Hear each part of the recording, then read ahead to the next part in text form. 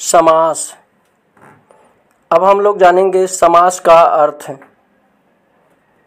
समास का अर्थ संक्षिप्त होता है। अब हम लोग जानेंगे समास का परिभाषा। जब दो शब्द अपने विभक्तियों को त्याग कर एक होते हैं तो वे समास कहलाते हैं। समास के भेद। समास के 6 भेद माने जाते हैं। पहला है अव्ययी भाव समास। दूसरा है तत्पुरुष समास। तीसरा है कर्मधारय समास। चौथा है द्वंद्व समास। पांचवा है द्विगु समास। छठवां है बहुव्रीहि समास। अब हम लोग जानेंगे अव्ययी भाव समास के बारे में। जिस समास का पहला पद अव्यय होता है या उपसर्ग युक्त होता है वह अव्ययी भाव समास कहलाता है। जैसे प्रतिदिन, यथा शक्ति, आजन्म, उपनगर, भर पेट, हाथों हाथ, प्रत्येक, बेशक, निडर और अनुरूप। अब हम लोग जानेंगे तत्पुरुष समास के बारे में। जिस समास में कारक चिन्हों का लोप हो जाता है वह तत्पुरुष समास कहलाता है। तत्पुरुष समास के 6 भेद माने जाते हैं जो आप देख सकते हैं। अब हम लोग जानेंगे कर्म तत्पुरुष। इसमें को कारक चिन्ह का लोप होता है। दूसरा है करण तत्पुरुष। इसमें से कारक चिन्ह का लोप होता है। तीसरा है संप्रदान तत्पुरुष। इसमें के लिए कारक चिन्ह का लोप होता है।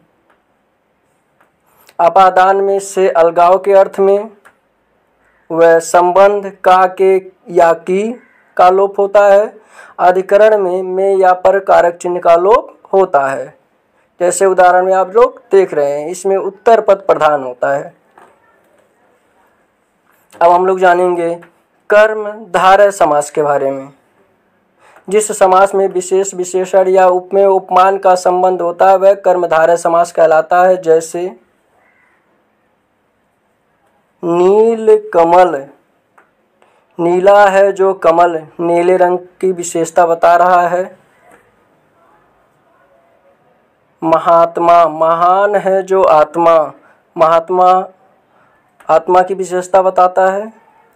चंद्रमुखी, चंद्र जैसा मुख, मुख की तुलना चंद्रमा से की गई है। अब हम लोग देखेंगे द्वंद्व समास। जिस समास का दोनों पद प्रधान होता है वह द्वंद्व समास कहलाता है। जैसे कृष्णार्जुन, कृष्ण और अर्जुन। शस्त्र अस्त्र, शस्त्र और अस्त्र। शीतोष्ण, शीत और उष्ण। यश अपयश, यश प्लस अपयश। जलवायु, जल और वायु। माता पिता, माता और पिता। 25, 5 और 20 का समाहार। अब हम लोग जानेंगे द्विगु समास के बारे में। जिस समास का पहला पद संख्यावाची विशेषण होता है वह द्विगु समास कहलाता है। जैसे